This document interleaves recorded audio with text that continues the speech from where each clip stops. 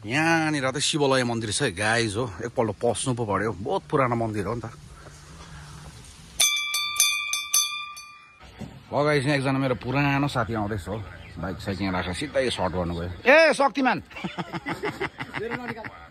ल गाइज म चाहिँ अहिले कहाँ आइरहेको छु भन्दाखेरि चाहिँ नि गाइज यो मन्दुरवाल गाउँ आएको थियो नि त हो। अहिले यो बाटोहरू पनि बनाएको छ, यहाँ गाडी चढ्थेन हो। अन्त गाडी त यहाँ राखिरहेको छु, सानो लोकल आएको थियो नि त। किन चाहिँ यहाँ चाहिँ मैले भिडियो गरेँ भन्दाखेरि नि गाइज यो ग्राउन्डलाई चाहिँ धानबारी भन्थ्यो नि त हो। यहाँ चाहिँ 3 साइड कि 4 साइड फुटबलहरू खेलाउँथ्यो गाइज हो। अन्त हालत त खराब भइदिएछ नि हो। यहाँ पहिला यहाँ कडा आएको म साथीतिर आउँदाखेरि चाहिँ यहाँनिर यसलाई धानबारी सानो ग्राउन्ड फुटबल मिनी पोस्टको हो। अन्त प्रोग्रामहरू हल्का भइदिन्थ्यो गाइज हो। अन्त त्यो भएर चाहिँ यहाँ आएको थिएँ, भिडियो गर्नु मन लाग्यो होइन। यताको भल पसेछ नि त। अब बाटो त यस्तो छ है, डरलाग्दो। पहिला त गाडी पनि कुद्थेन गाइज हो। अन्त अहिले चाहिँ गाउँको मान्छेहरू मिलेर होइन त्यो पानी देख्दा त गाडी धुनु मन पऱ्यो नि। क्या खराब भइदिइरहेको छ गाडी। यहाँतिर त गाडी त कुद्थेन गाइज हो। अन्त यहाँ सिमेन्ट लाएर चाहिँ गाउँको मान्छेहरूले बनाएछ। अन्त आउँछु म फेरि मिरिकपट्टि नै लाग्दैछु गाइज। अन्त गाइज होइन अघिको त्यो तलबाट सट्टै अलिकति आएपछि चाहिँ यहाँनिर त शिवलय मन्दिर छ है गाइज हो। एकपल्ट पस्नु पो पर्यो, बहुत पुरानो मन्दिर हो नि त।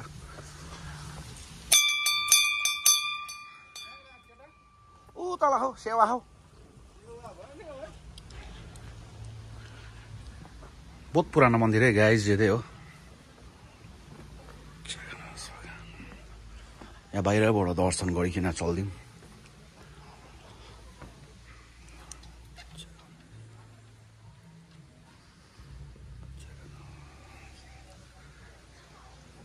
बहुत ठुलो मन्दिर, बहुत पुरानो मन्दिर।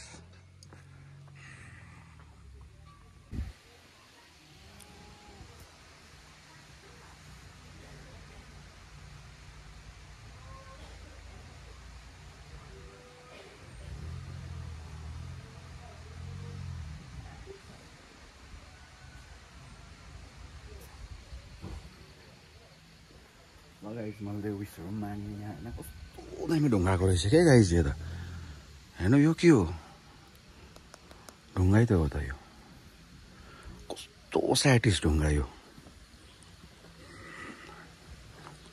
यहाँ दामी ढुङ्गाको खोपेर बनाएको छ गाइज यो। त्यो कस्तो स्याटिस हो यो, हेर्नुहोस् त दामी है। जय गणपति बाबा। नन्दी सानो नन्दी पनि रहेछ गाइज हो।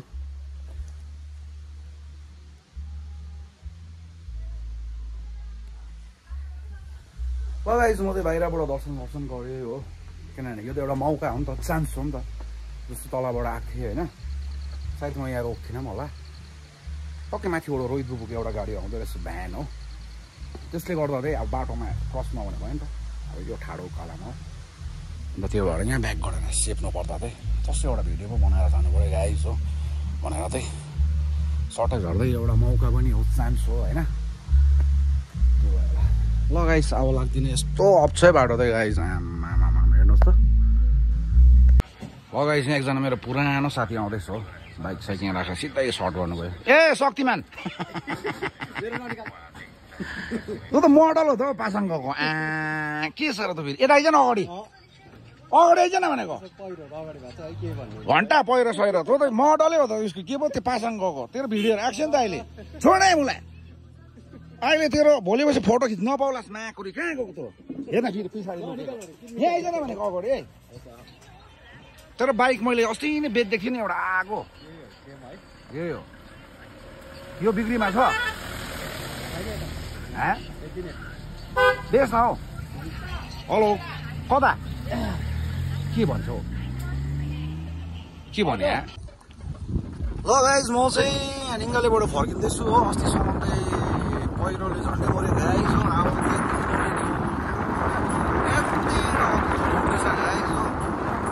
नाकको चाहिँ मोट फुटेर हुन्छ भने यति साह्रो परिरहेछ।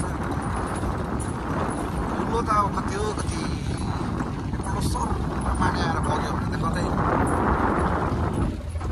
यहाँ फेरि हाम्रो बुबुले हाल्दै रहेछ मान्छे हो बाटो बिचमै यस्तो छ गाइज खोइ त हो धुलो यस्तो छ अझै क्लियर गरिसकेको छैन है गाइज हाम्रोतिर त्यही बाटो बिचरा स्काई भेटर जिसिबीको ड्राइभरहरूले पनि अब डरलाग्दो खट्दिएको गर्दिएको हो क्या बिचराहरू अब भ्याएकै त छैन अब यो त मेन रोड मात्रै भयो गाइज होइन अब गाउँ जस्तै 9 नम्बरपट्टि भयो अब कता कता भयो हुन्छ नि अब अझै त क्लियर भइसकेको छैन गाइज हो अन्त अब बिचरा जिसिबीहरू अस्तिको झन् त्यो 5 तारिक होला आमा उठेको उज्यालो भएकोदेखि होला बिचराहरूले अब सफा गरिदिएको बाटो हो अब गाडीहरू भयो पो छोडिदेऊ एकछिन म कुदाइदिन्छु भन्नु अब जिसिबी होइन गाइज बिचराहरूलाई झन् धर्मै हुन्छ हो गाई आइपुगे घर पनि हो गाडी थन्काउने जग्गा अन्त त्यही अब चाहिँ लाग्दी फुल रोप्ने पट पनि लेख्छु गाइज हो अहिले फुल पनि रोपिसकेको छैन नि त ए चाबी जहिले बिर्सिन्छु फेरि चाहिने जो जिन्दगानीमा पात परि त हाल्छ गाइज हो दिन छोटेको छ के भएर चाहिँ आम्मा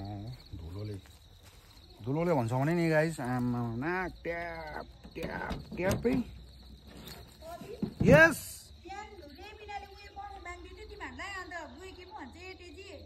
भोलि बिहान लगिदिउँला नि के छ लगिदिइहाल्छ नि